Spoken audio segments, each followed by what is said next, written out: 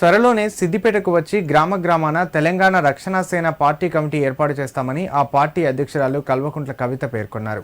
సిద్దిపేట జిల్లా అక్బర్పేట భూంపల్లి మండలం మోతే గ్రామంలోని పురాతన శ్రీ లక్ష్మీ వెంకటేశ్వర స్వామి ఆలయంలో కవిత ప్రత్యేక పూజలు నిర్వహించారు. అంతకుముందు సిద్దిపేట జిల్లా కేంద్రంలోని అంబేద్కర్ విగ్రహానికి టీఆర్ఎస్ అధ్యక్షురాలు కవిత పూలమాలలు వేసి నివాళులర్పించారు.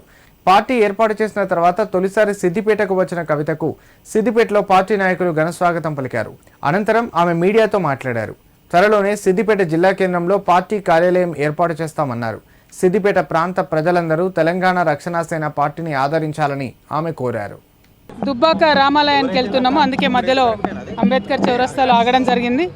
టీఆర్ఎస్ పార్టీ తెలంగాణ రక్షణ సేన ఏర్పాటు తర్వాత దుబ్బాకలో మోతెలో ఉన్నటువంటి పురాతన రామాలయం దర్శనానికి వెళ్తూ ఉన్నాం. తోలో ఇక్కడికి ఆగడం జరిగింది. సిద్దిపేట ప్రజలు తెలంగాణ రక్షణ సేనను ఆదరించాలని చెప్పి మనస్ఫూర్తిగా కోరుతూ మరి ఫ్యూచర్లో సిద్దిపేటకి వస్తాం.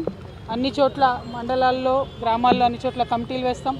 సిద్దిపేట జిల్లా కేంద్రం కాబట్టి ఆఫీస్ పెడతాం. అన్ని రకాల కార్యక్రమాలు స్టార్ట్ చేస్తాం. తెలంగాణ రక్షణ సేనను సిద్దిపేట ప్రజలు ఆదరించి దీవించాలని కోరుతున్నాను. జై తెలంగాణ.